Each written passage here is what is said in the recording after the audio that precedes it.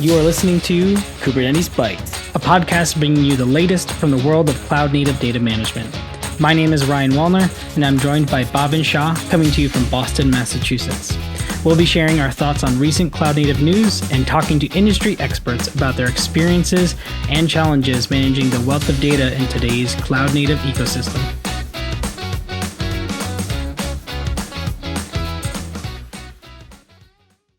Good morning, good afternoon, and good evening, wherever you are. We're coming to you from Boston, Massachusetts.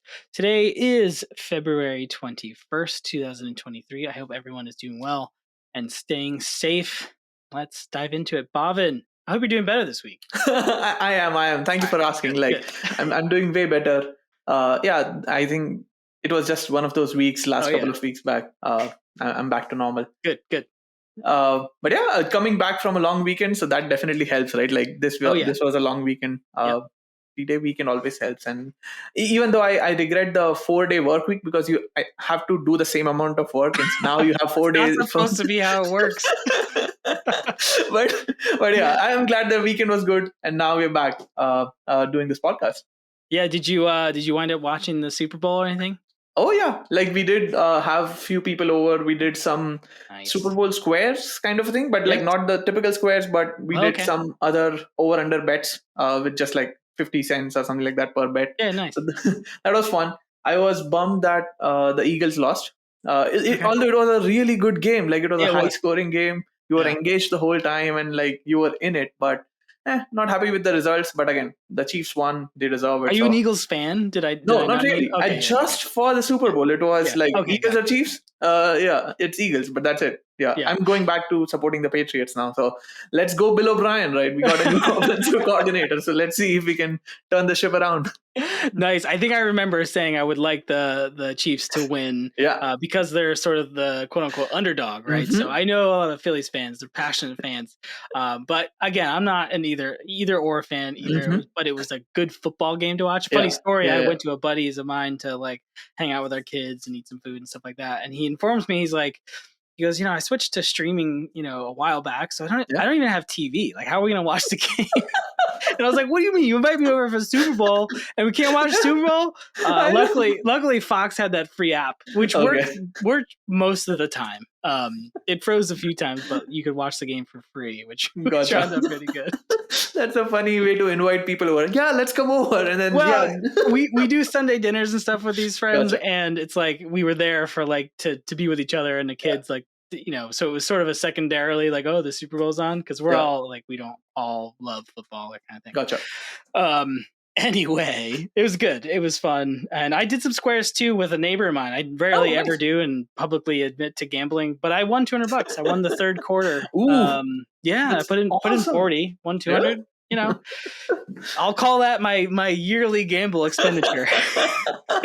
That's funny. Nice. Yeah, we saw if you are scrolling through any social media accounts in Massachusetts, you are bombarded with those DraftKings and FanDuel ads because now it's legal. So everybody's like, let's go. Yeah, I know. What was it?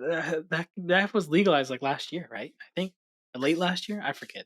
It was an ongoing process. I think right now in February, you can bet on sports and through casinos. Maybe in March, I think you can do the mobile app thing.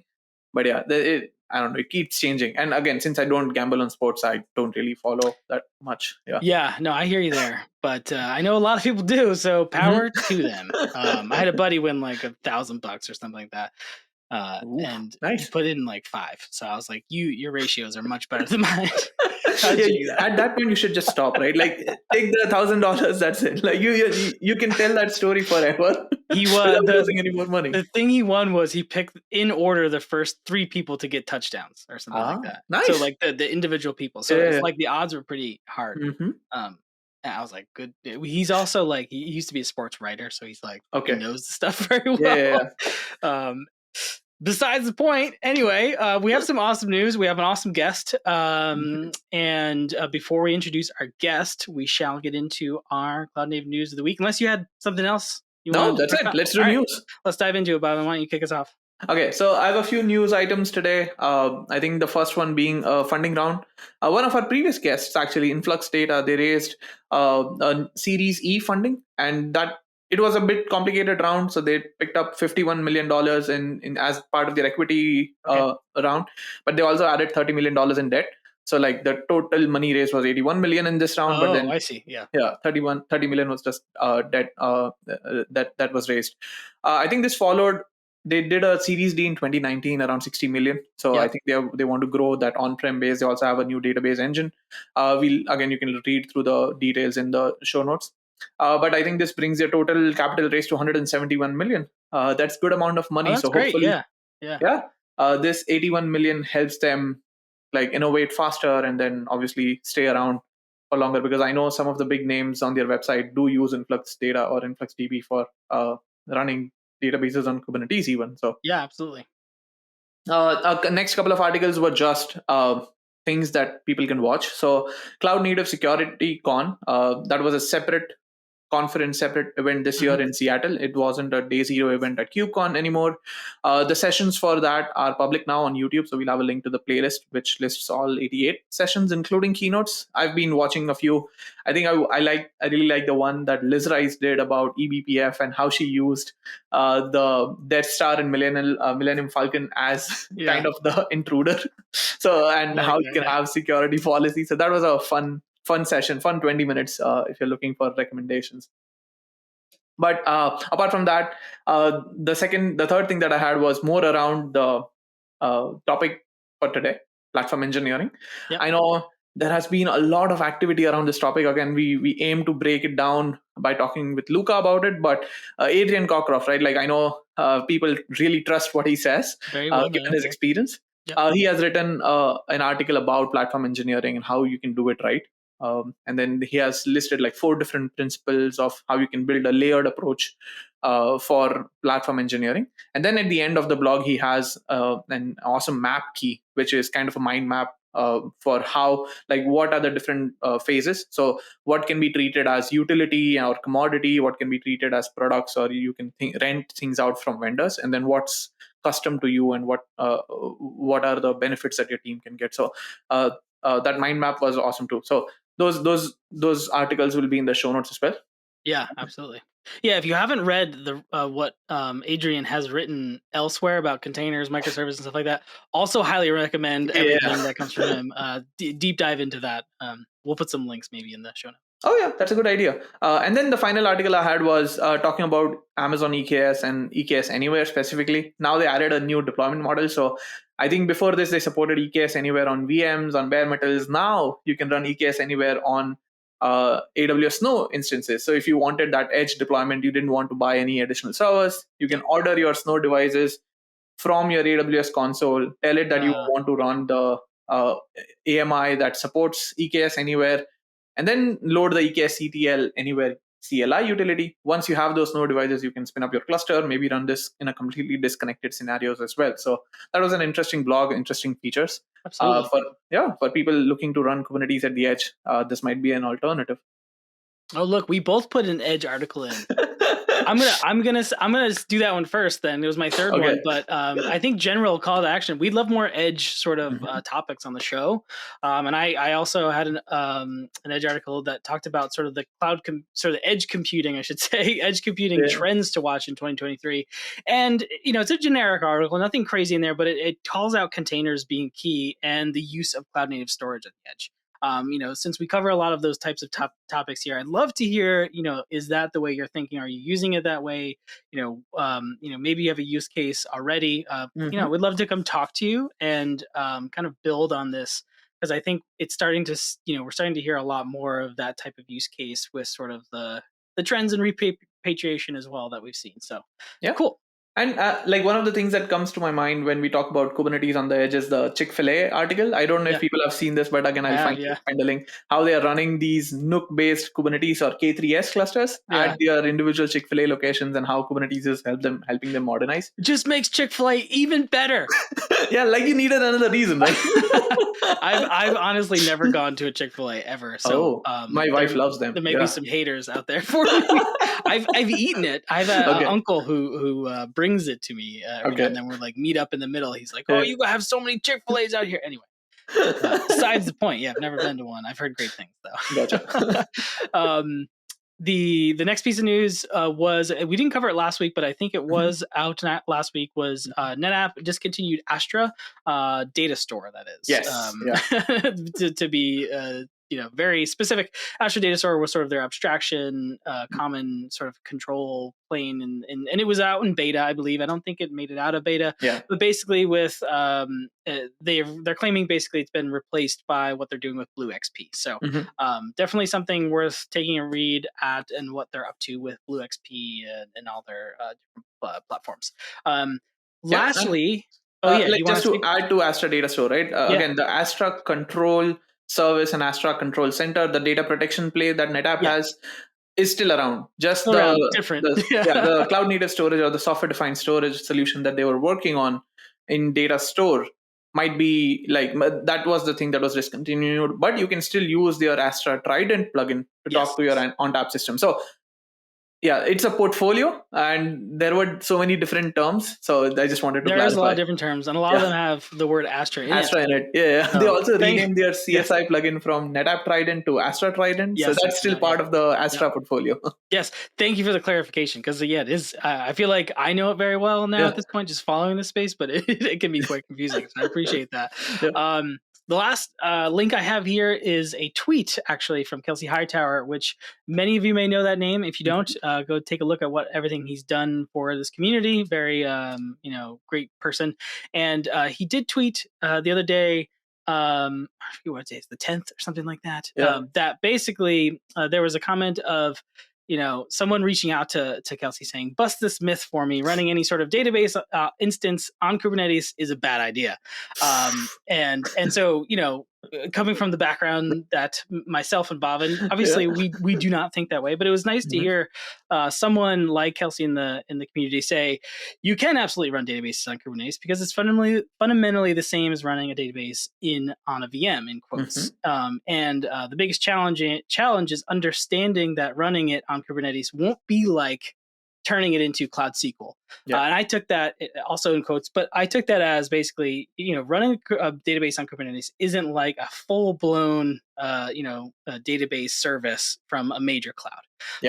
And I actually tend to agree. I think there's different use cases for those type of things. You might choose one or the other. I think we've probably covered a little bit of this in some of our previous episodes. Maybe this is a good episode to have, really, to break down, when you'd kind of use one or the other, or that kind of thing. If you have comments, go check out this thread, though, because there is a very active thread. I think there's a lot of good things to hear from both sides of the coin. I mean, there's folks out there that have had a challenging experience with running databases on Kubernetes, and there's people that have been like doing it for 5 years, no problems. So I think it represents the community, and also just the problem statement that, the whole sort of Kubernetes and data community and running databases and doing things with data on Kubernetes is sort of tackling, and near and dear to our day jobs, for sure. So, and I think we have spoken to and experienced this even in our day jobs, right? Like I at the DOK day panel that we did at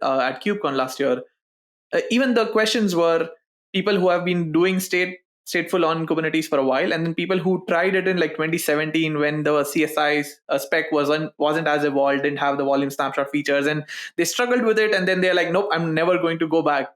And after like having a conversation, that they were like, okay, maybe it's time to like reevaluate things. Things have changed in the past 5 years, as you said. It's I do want to like get a coffee and then read through this thread. Do it. I highly recommend doing it, as well as anyone out there listening to this. Go check out this thread if you're interested in this space. Obviously, it's a good conversation between a bunch of folks in the community, and get involved. Right, I'd love to see your comments on there, as well as mine. I think I put one on there, so you'll see me chiming in. Cool. I mean, that was the last of the news, and we do have a really awesome guest. His name is Luca Galante. Some of you may know him from his work at Humanitec around DevOps. He is a product at Humanitec, and we're going to talk everything sort of platform engineering. That's a term that we've heard a lot. We mentioned it in our news. Platform engineering is a term that really just exploded in 2022, especially on KubeCons, some in the limelight, some not so good limelight. So we want to understand, what is it? What's the goal around it? and dive into it. But we do have a fun segment, which I believe if you listen to the entire last episode, we asked our guest this segment.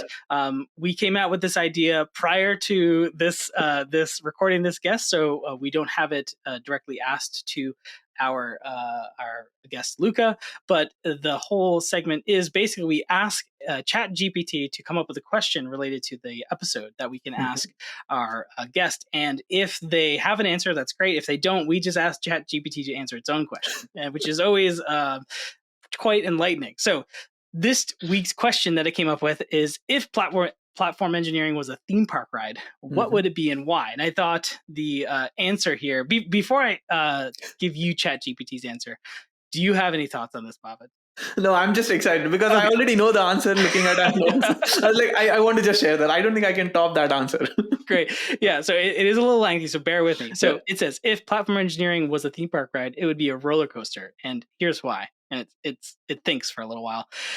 Like a roller coaster, platform engineering can be full of ups and downs, twists and turns. Just as a roller coaster takes you on a journey of unexpected thrills and excitement, platform engineering can be constantly changing landscape with challenges and opportunities emerging every day. Just first paragraph already nailed it, in my opinion. The ride would have multiple tracks symbolizing the different paths that a platform engineering can take, such as infrastructure design, tooling and automation, data management, and security. The roller coaster would have steep climbs and sudden drops representing the high-pressure situations and unexpected challenges of platform engineering that they often face.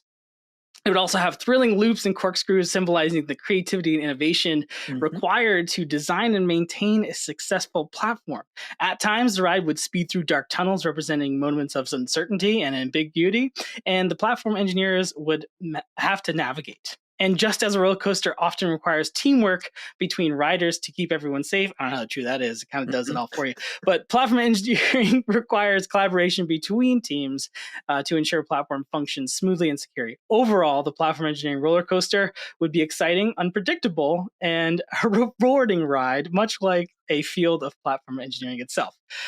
I don't know about you, but to the listener, you'll hear what Luca and us have to say, and you'll see and judge for yourself how right ChatGPT is, or maybe you're already doing platform engineering or claim to be, and it feels right at home with what ChatGPT said, because there's personally a lot of truth in that. What my takeaway was, like, for this, ChatGPT is trained on 2021 data. Like, it doesn't have all the changes that happened in 2022, and still it's so close to home. Or maybe it's a sort of a not as good as a representation. I'm not sure. But it is quite entertaining to hear the answers from this model. And if you don't know what ChatGPT is, Google it, go check it out. It's really fun and interesting time to be alive, I guess they should say. All right, that's enough for our intro. Let's get Luca on the show so we can chat with him about platform engineering. All right. Welcome to Kubernetes Bytes, Luca. We're excited to have you on here and talk about all things platform engineering. But before we do that, why don't you give the audience a little bit about your background and who you are? Yeah, thank you for having me. So I'm Luca. I run product at Humanitec. We build Platform Orchestrator. It's a core configuration engine to your internal developer platform. And I'm also one of the core contributors to the platform engineering community. I moderate the Slack over there. I host PlatformCon, which is coming up again this year, PlatformCon 23. And I write a newsletter, Platform Weekly, that has about 10,000 subscribers. Oh, wow. Okay. That's awesome, Luca. I didn't know you had a newsletter. I need to subscribe and add. You haven't gotten one of Luca's emails yet?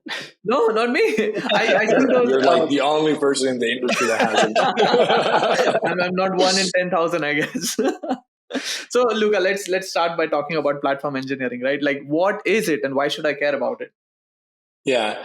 So, platform engineering for me is the art, because it's really more of an art than a science, of designing golden paths. And so in that sense, bringing together all the different tech and tools that you have in an organization into that golden path. And that golden path, what it does, it enables developer self-service for developers and reduces their cognitive load, specifically on sort of like the individual contributor. And these golden paths are sort of most often referred to within the community as an internal developer platform, or IDP for short, which is the product that the platform engineering organization, the internal platform team, however you want to call it, ships to the rest of the engineering organization. Okay. So you said platform engineering team is building this as a product, right? So where have we seen this trend coming from? Like, what changed in the past year, a couple of years? Like, why is this now a big thing? Yeah. So I think to answer that question, we need to take a step back and look at DevOps for a second. Right. And sure. So, when DevOps came up, more than 10 years ago at this point, the world was a very different place, right? We were mostly developing monoliths on maybe bare metal. The infrastructure was considerably less complex, right? There was no Kubernetes, no IAC, no GitOps, insert your cloud native tooling technology. Sure. And so, but the initial idea behind DevOps is a great idea, right? Is remove the barriers between developers and operations, facilitate collaboration. You build it, you run it, right? And so that's all great. The problem is because we have all these converging trends, right? Kubernetes, containerization, cloud native, Terraform, and whatever. And we have this, 10,000 tools CNCF landscape that keeps growing. The reality of the day-to-day of DevOps in a lot of organizations is actually not that great. In a lot of organizations, you actually have developers that are overwhelmed by these, quite complex tool chains. And so something that used to be very simple back in the days when DevOps started, which is, hey, I just want to, deploy a small change to an application in a preview environment and test something. That now, just to do that, it can take weeks in some enterprise setups, because just to get permission to get that environment spun up and that database provisioned and yada yada, it can take days, weeks. It can be a very painful process.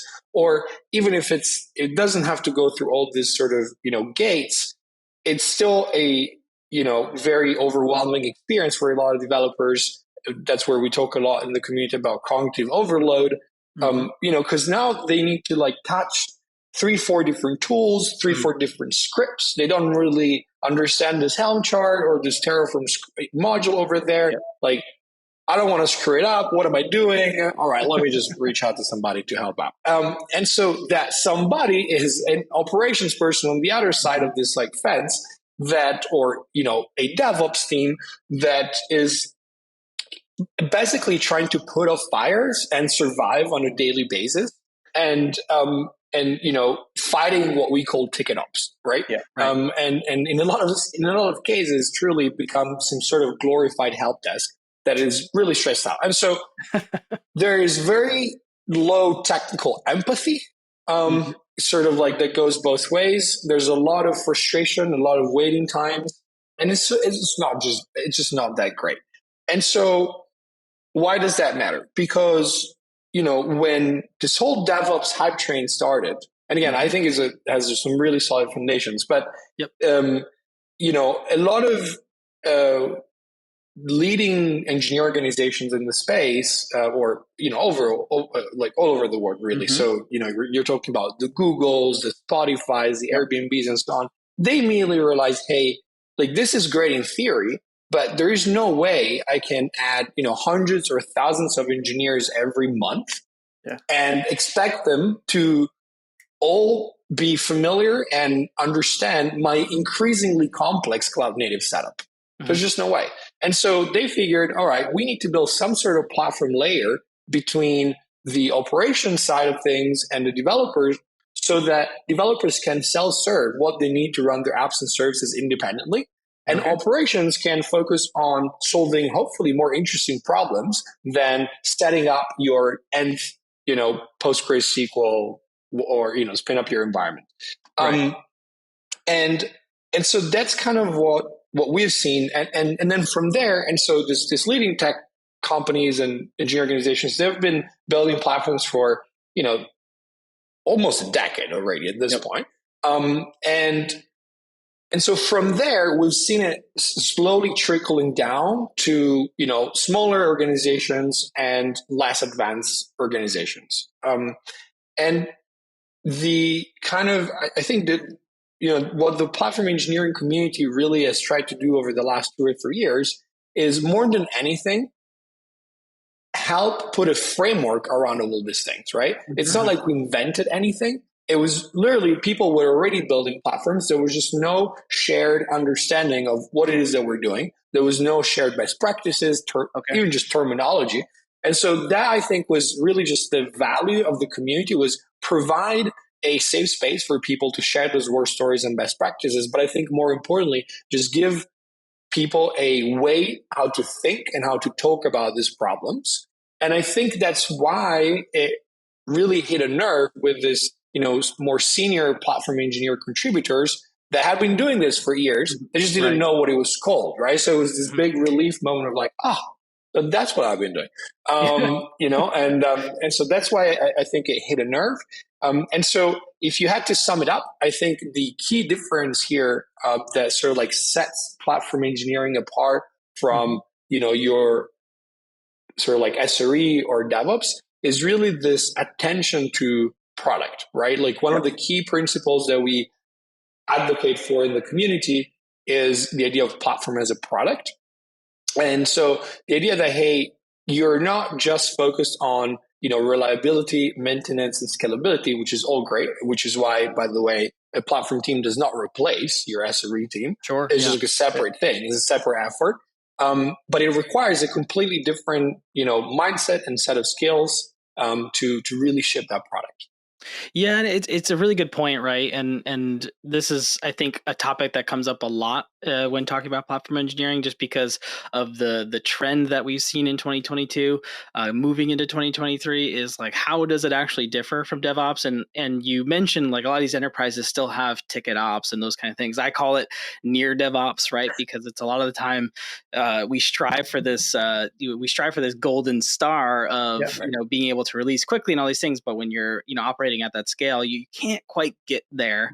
And also just the growth of all the tools and everything. It's almost, platform engineering, I feel like, is an evolution of DevOps as well as sort of a new layer, right? So I guess this, you mentioned a little bit about, how does it differ from DevOps? I actually remember being part of a DevOps engineering team in 2014 at a company, and we were effectively building a platform. So you could argue, that we were also a platform engineering team building sort of a platform API, obfuscating a lot of the pipelines and everything that our development teams would do. So I'd like to kind of dig into that point a little bit. Is, are there other characteristics or traits that make it sort of different, or do you see it more of an evolution of DevOps and SRE? Yeah, so it's an evolution in the sense that I think it, by building a platform, you actually enable true you build it, you run it, which is the initial core tenet of DevOps. That's really the key thing, right? Now, the how you successfully build and ship a platform, because there's a lot of people building platforms that don't go anywhere, is the I think is one, this product mindset, which means, first of all, you need to build a product team. So, in a product team, you have a product manager, you might have, front ends, back ends, QAs, and so on, right? Like a regular product team. That is not the case in a lot of, DevOps teams traditionally, right? And that's where we see, it's important that you do that shift. Really from a team composition perspective and skill sets perspective, and then have this mindset, right? And the mindset is, I think, the most important thing, because you really need to, put yourself in the position like, hey, I'm building and shipping a product the same way as if, I am right now as a startup, right? Which means you need to think about, okay, what is the problem that I'm solving? And am I building a tight enough feedback loop between my market, my internal developers, customers, and my product team, to make sure that we're listening to them, to make sure that we're iterating fast enough, and so on and so forth, right? And so that's I think is super important. And also just think about what is distribution built in, right? This is something that might sound strange at first, but I think I was talking to Aaron Erickson, who's responsible for building the platform at Salesforce a few years ago. And, in very large organizations, you actually have this interesting situation where you have multiple platform teams competing with each other, which is obviously, what you want to see. But it also tells you, right? Like, again, you really need to treat it as a product because you need to think about your go-to-market essentially. And what is the team that I pilot this first? What is the dev team that I pilot the platform first with? And then where do I go from there? And how do I think about all the different golden paths? And, you mentioned obfuscating. So how do I think about the different levels of abstraction that I build as I onboard more and more developers? And we can talk about that a little bit more. But what that gets to is, I think, the second most important skill, which is communication, right? Yeah. And I think, if you were to sort of like plot kind of like from sysadmin to DevOps engineer to platform engineer, you'd see like an increase in what's the communication skill needed to succeed at your job, right? Back in 30 years ago, when you were just like in your basement figuring out how to install servers and networking, and they were just like throwing stuff over the fence, and obviously that was part of the problem. There wasn't much communication skills needed anyways, right? And as we have done more and more, you just need this technical empathy, really, I think, is a key term here, to just listen to what others in the org need and how can you help them, right? And really put yourself in this position of like, I'm serving them. And so that's the key skill set. The key part of the skill set, I think, is communication with the developers, but it also goes towards other stakeholders. So executive buy-in obviously is really important. And then I think a very tricky also kind of like line of communication is with the already existing, DevOps, SRE, sysadmin sort of teams, and how do you handle all of those sort of relationships? Yeah, the concept of, communication and organizational buy-in is, imperative, I feel like. And I've been a part of efforts where, you could hire and build some of the best teams that have some of the greatest skills that know how to do DevOps and SRE. But if you're not built with sort of the culture and communication of kind of taking this on, and having the buy-in from those stakeholders, being a platform engineering team, can be sort of a grind against the grain if that's not sort of in place first. And I feel like that does happen quite often. Yeah. So like my next question is around like, again, at your role at Humanitec, right, where you're building these things, but how do you work with customers, or what do you recommend them to as the starting point, right? Like, let's say I'm a small, medium to large enterprise where I have multiple DevOps team at this point that are all responsible for building and shipping their own code. How do we go from that point in the modernization journey to building a platform team? I know when we started calling people DevOps admins, people were making fun of, oh, they are really sysadmins who now have a new job title and are getting paid more. Is this the same thing? Like, I can call myself a platform engineer and get paid more because it's 2023? Yes. In fact, we did run, so no, the answer is no, but we did run a survey recently that we published, is the state of platform engineering. Yeah. And we did ask in the community, and what came out is, for instance, in the US, I believe platform engineers make sort of like 20 to 30% more than their DevOps counterpart. So it's already hot. But to answer your question, I think it's important to distinguish between buying a sort of, plug-in, ready-to-go solution versus building a platform, right?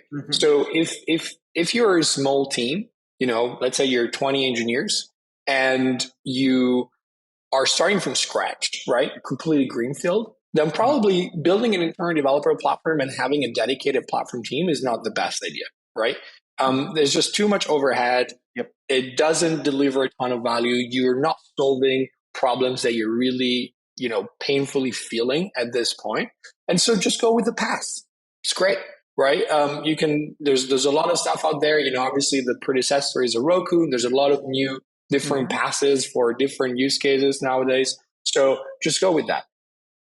Now, if we're talking about, okay, you're larger than that, and usually, roughly rule of thumb, we say in the community, when you're about like 40, 50 engineers and more on a cloud native setup, that's when you start seeing things breaking, those sort of like painful waiting times and frustration points that we were talking about earlier. That's when it makes sense to start thinking about, all right, here we might need a platform. And so the first thing I think is understanding that and this is really what we advocate for in the community, is platform engineering is a toolbox, right? And in the toolbox, you can have vendors like Humanitec, you can have open source tools like Backstage and Argo CD and whatever, right? But the key thing is you need to like just pick the tools in your toolbox and then, go and build that platform. And so the important thing here is to understand you as a platform team are the best positioned people in the world to understand what is the best, golden paths and the best, abstraction level for my teams internally. There's nobody else that can do that better than you, which is why we strongly advocate for this approach of kind of, hey, here's an unopinionated tool set to go and build opinionated workflows for your engineering organization. Because otherwise, the flip side of that is the past, which is, hey, here's an opinionated everything, and you can do very small tweaks, but that's about it, right? Yeah, and that just doesn't scale. That just doesn't scale at a large org. And so, okay, once you understand that, where do you start? I think the first thing is you need to have a very clear mission and role for the platform engineering team. Meaning, if you're just taking a DevOps team and saying, hey, now you're building a platform, like that can work, but oftentimes that doesn't work because the rest of the org doesn't really know what to expect, right?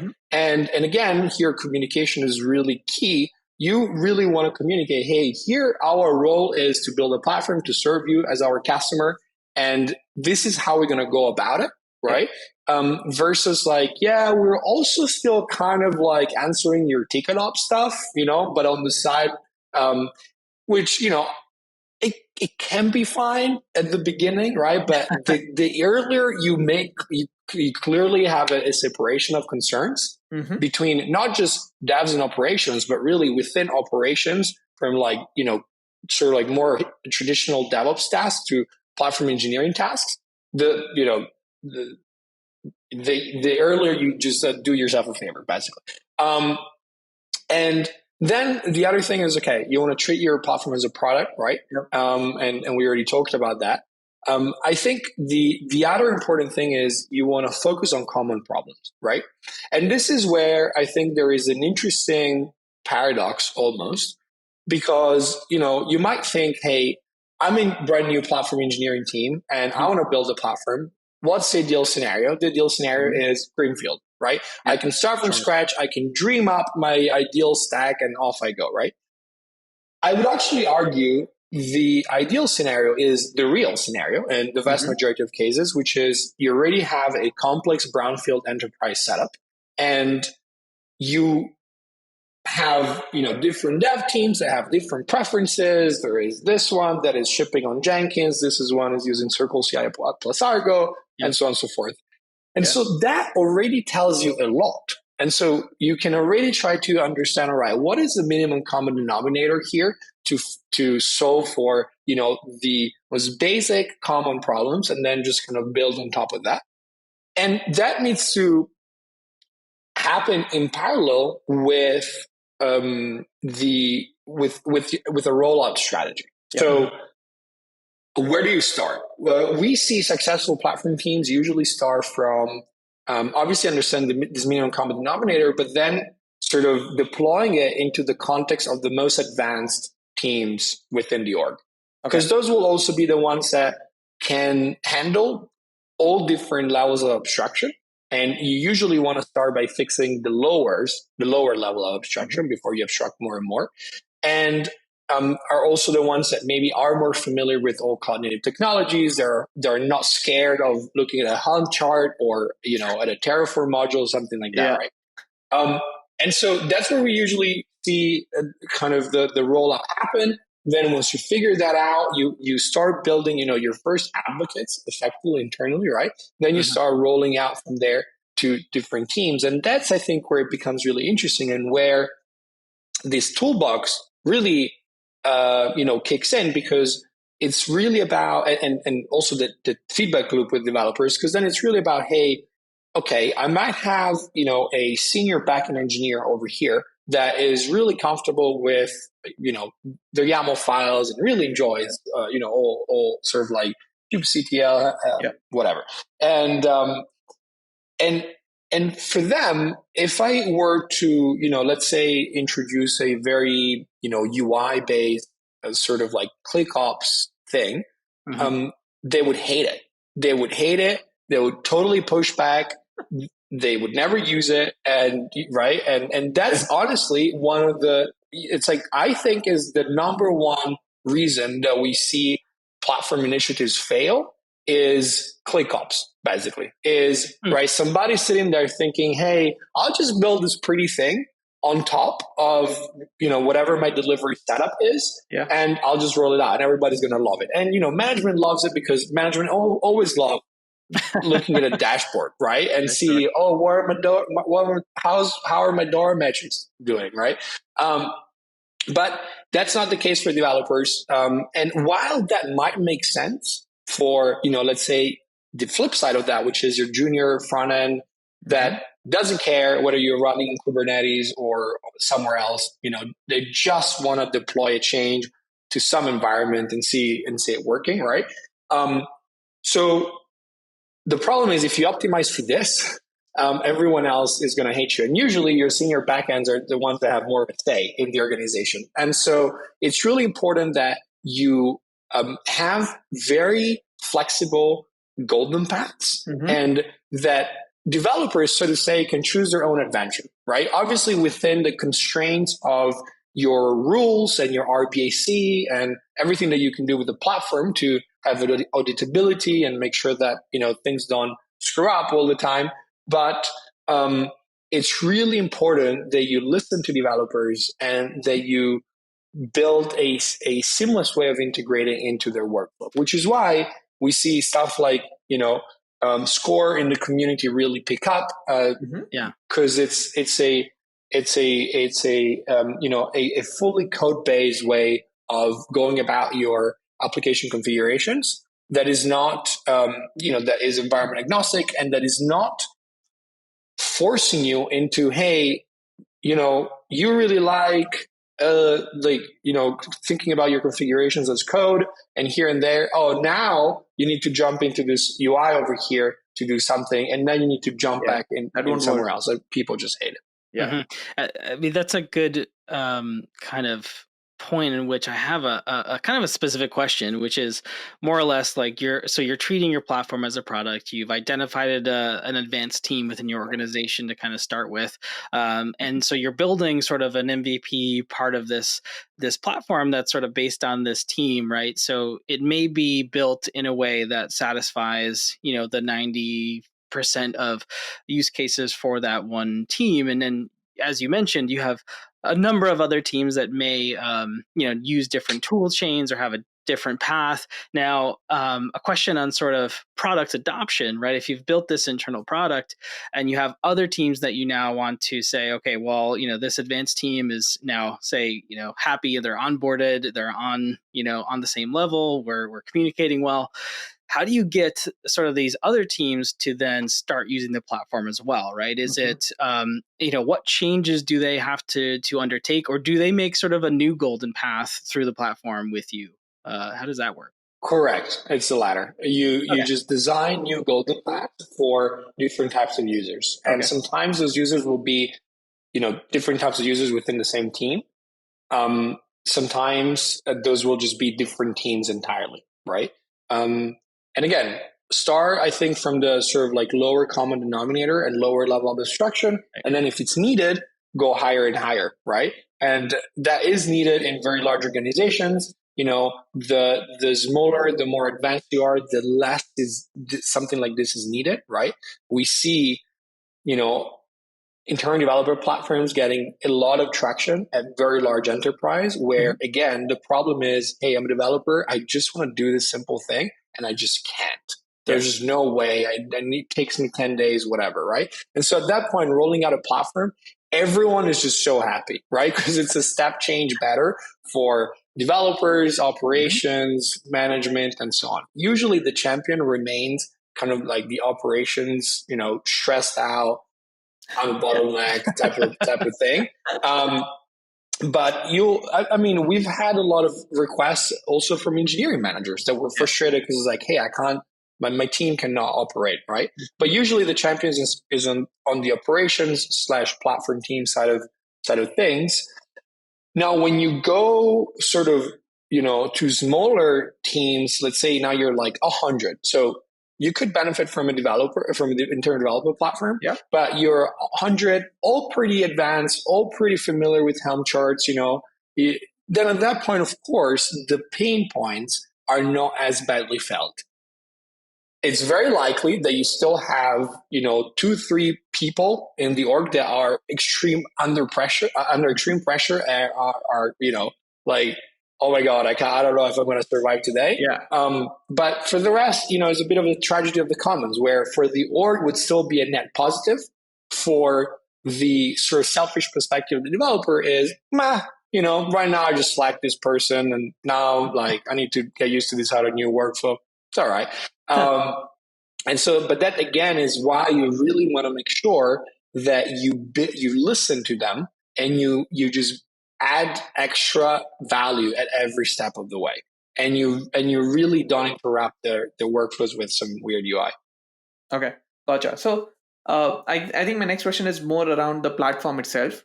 Like, okay, I was listening to a talk that one of your peers gave at KubeCon, or it was on the CNCF YouTube channel, about building these platforms, right?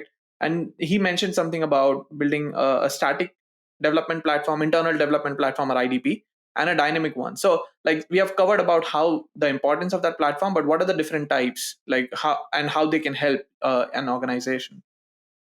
Yeah, that's a great question. So what we see in the industry is most delivery setups today are static. And so also most internal developer platforms that we see today in the market are static, which means they do a great job at handling and sort of like enabling developers to deploy, an updated image from one stage to another. As long as the infrastructure of the application, and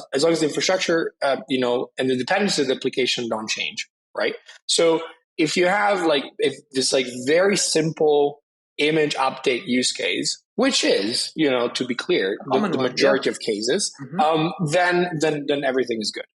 But the static setups tend to break or at least cause a lot of overhead for all the teams involved. If, let's say you want to do rollbacks, or you want to change configs, you want to add new services with new dependencies, you want to refactor, you want to change the infrastructure, you want to spin up a new environment, right?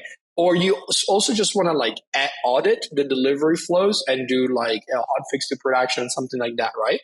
Then the static world tends to break. And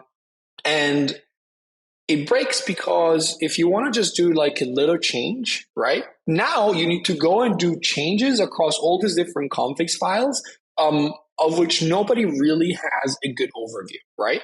And if you multiply that times, hey, I have N, X config files per environment, and I have Y environments, and I need to do Z changes every day, right?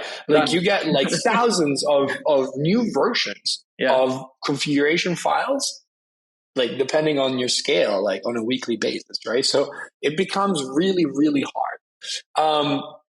And so what we advocate for specifically as Humanitec, I should say, rather than the overall platform engineering community, is what we call dynamic configuration management, which is a methodology to structure the configuration of compute workloads, where developers create workload specifications describing everything that their workloads need to run successfully. on an environment agnostic basis, right? And then the specification is used to dynamically generate config files, and that is from the platform orchestrator. So that would be Humanitec. And then those config files are deployed, and they're used to deploy the workload in the specific environment, right?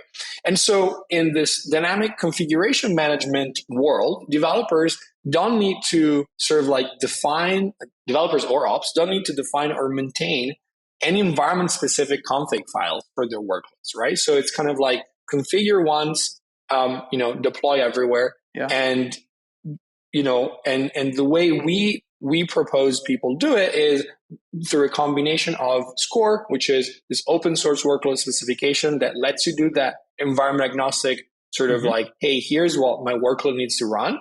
And then once you deploy, the platform orchestrator will worry about it will automatically spit out the right dependencies, the right permission, respecting the right permissions and so on across the different environments.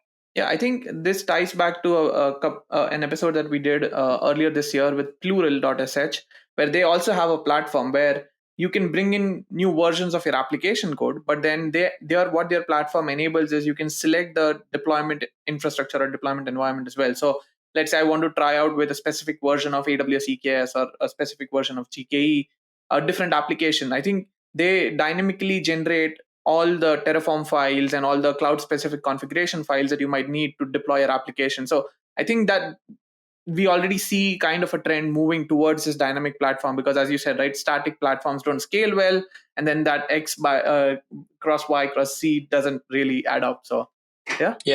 I think that's a really good point. Yeah, and we do see players that usually the thing is they usually focus on either the infrastructure orchestration side of things or on the application configuration side of things. We haven't seen something that sort of like does both at the same time, and that's kind of like what we push. But yeah, like the trend is towards dynamic, and that's really healthy because static is just a nightmare for everybody. Agreed. You might as well go back to waterfall, I guess. Yeah, exactly. I don't know if you go that far. That's a whole different nightmare.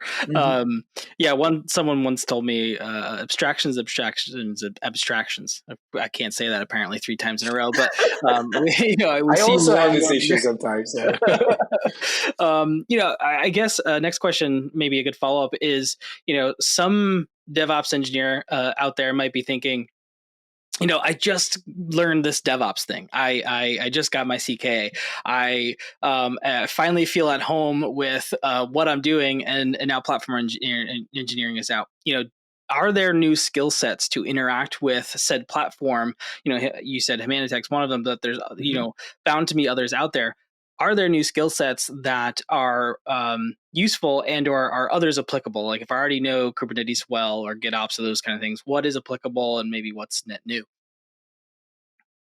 Yeah, I mean, honestly, no. Like if you are familiar with IC, GitOps, Kubernetes, that's everything that you should be familiar with anyways, right? In the cloud native world. I really think it's not about the technology. It's really about the skills, the communication skill set that we talked about and the product mindset. And just being willing to, listen and have some technical empathy. I think is really more of a mindset shift and of a kind of like new set of soft skills rather than like, hey, you need to go get this certification. Otherwise you can't be a platform engineer. Now that said, that is something that we are thinking about as a community is, because I feel like the platform engineering community has spent the last sort of like year and a half trying to hammering into people's heads, hey, first of all, listen to us. And then second, if you want true, you build it, you run it. If you want true DevOps, then the way you do it is through a platform. And, for a while, nobody was listening. Now it feels like a few more people are listening than before.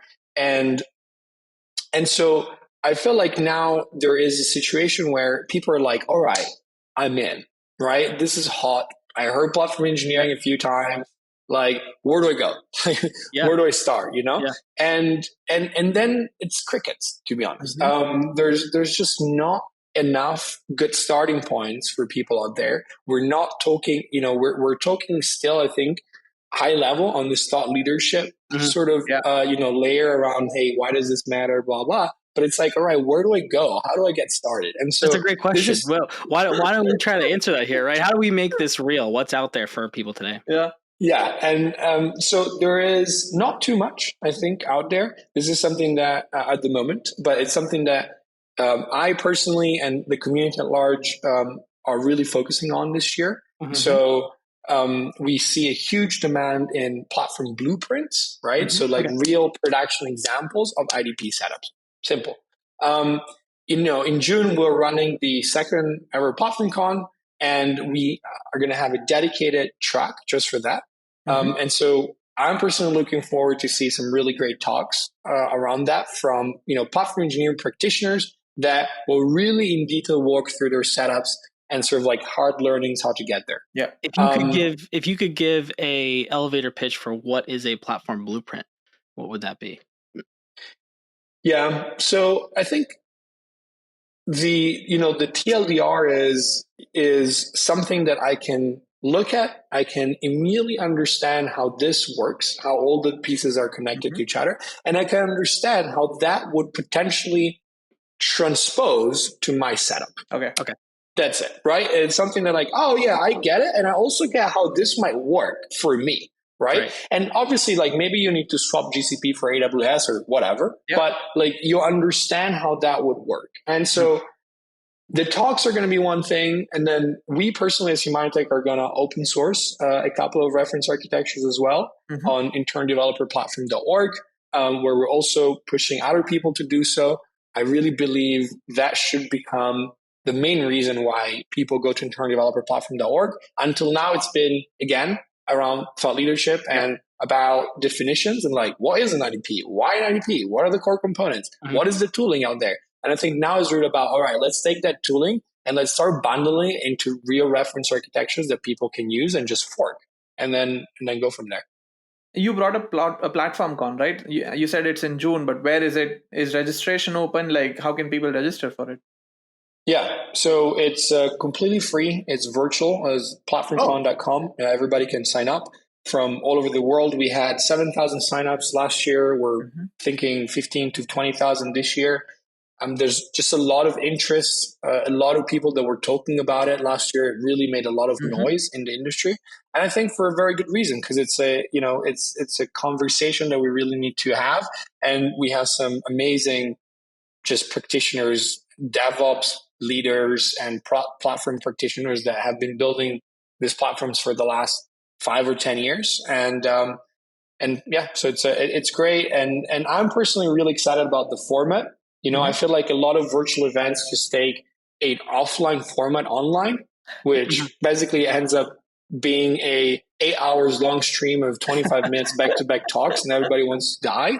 And instead, what we propose is, hey, I'm basically hosting a kickoff every day. It's 2 days conference, twice a day. So one for the EU morning, one for the US morning, and then off you go. Go consume your content.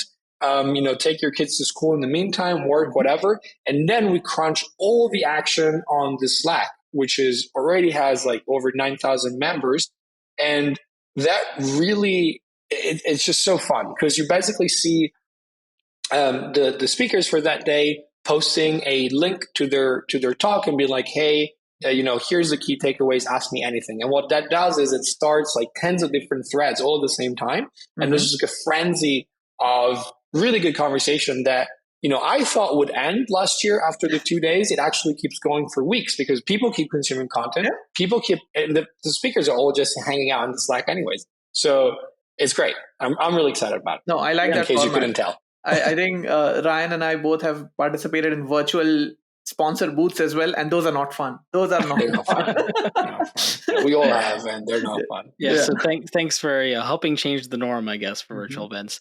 I think there's a lot of value in them, right? Being able to attend sessions like that from home does have a lot of value. So, I mean, that's exciting. And I want to say, we're going to wrap things up here, and we'll put links into platformcon.com, the platform Slack, any other reference architectures or places people can get involved. Luca, where would you send them? Just platformengineering.org, I think, is the other main one where you'll see all the upcoming events. It's really the home of the community. You'll see all the upcoming events there. You'll see a section on platform tooling, similar to internaldeveloperplatform.org. You'll see, there's a job board as well. We have a store with some fun merch, so people can start from there as well. Great. Well, Luca, it's been a pleasure. We're at the end of our time here today, but I think I really enjoyed the conversation. We covered a lot in a short period of time. There's probably a lot more we could go into, so maybe we'll have you back at a later date to see where this community has grown to. But in the meantime, thanks for joining. Yeah, thank you for having me. I'd love to be back. All right, Bhavin, platform engineering, hot topic end of last year. If you're in this community, Kubernetes community in general, you've probably heard the term. And if you were at KubeCon, you've definitely heard the term. I feel like it blew up fast. So this was a conversation I was looking forward to, just to dive a little deeper with Luca. What were some of your takeaways from the conversation? No, I think, as you said, right, platform engineering has been that growing buzzword in our ecosystem, especially. But only a few people understand what it is, and they're still trying to figure out the difference between DevOps and platform engineering and how your team or your role fits into your organizational strategy. Yeah. So I think I really like the way Luca basically peeled the onion. The need, right? Talking about the need, you can't expect, if you're hiring 1,000 engineers a year, you can't expect everybody to know the same set of tools, and you can't wait a couple of quarters for them to be productive when you're hiring so much. So having a platform really solves that issue, where you have a way of doing things like writing code, pushing applications to production, things like that. So having that platform really helps. But then the second layer of it, right? If you're a team of less than 20 people, if you're a small organization, doesn't really, you shouldn't be thinking about platform engineering, because that will add a lot of overhead than giving you those benefits that we discussed during the episode. So I think the differentiation between, if you are more than 50 people, 50 engineers, then maybe it makes sense to look at platform engineering, build that team of platform engineers, and have maybe an internal product manager who's responsible for building this platform. But having that understanding of when people should be considering this as part of their organizational growth, it was important to me. So that was one of my big key takeaways. Yeah, and to your point, I feel like not expecting everyone to know the same. Luca mentioned common denominators when thinking about building a platform, and there's always going to be gray areas, and I feel like those gray areas of overlap in DevOps sort of groups are probably going to relate to some of those common denominators, right? To how you deliver software, it's probably still going to be a container image, at least in today's world and today's development, cloud native development. There's going to be those commonalities, and that's definitely going to be a key part of it. And on top of that, we talked a lot about communication being sort of a leveled up when thinking about platform, which makes a lot of sense, I feel like, because you're going from sort of these separate teams doing development and operations in their own stack and with their own tools, where you still need good communication. Don't get me wrong, but it doesn't have to boil to a platform team. Yeah. Right now, you have a platform team that sort of needs to understand even more across those teams, and how to make sure you're not trying to change their life and their world and their everyday, but work with them. He said, add value at every step. So communicating how to do that, I could feel like you're easily, if you're not communicating, you're easily going to become the scapegoat who's telling them to do something a certain way, right? You don't want to be that security team from the 2000s that says no to everything. Yeah, exactly. And then just the idea built on that, which is the golden paths, right? I was, part of a team in 2014 that, had a platform even back then. Even though we were a DevOps engineering team, we sort of layered a platform over it. And you did have all these different teams who wind up having, very different requirements, very different ways of doing things. But in the end, they're still submitting something to a pipeline. They're still producing a container. But there wasn't as much focus on finding their golden path. It was like, use my golden path, right? Yep. So I like that term, that concept. I'd like to sort of double click on that because I could easily become just quite another buzzword or buzz phrase that is overused. But yeah, I'd like to double click on that sometime. And then sort of the concept of, let's stop talking about this as a good idea. I think as a community, we've come to realize this is something that's slightly different, or an evolution of DevOps that we need or want or already doing. So how do we make it real, right? I like that push at the end that we talked about. Like, let's get real things going, the blueprints, the reference architectures, put things on paper that people can actually use. And I'm excited to see where that goes in 2023. I know. And again, just following that thought, right? Projects like Backstage that Luca mentioned, those have been popping up. Like Spotify built this internal development platform. They donated this as an open source project to the CNCF.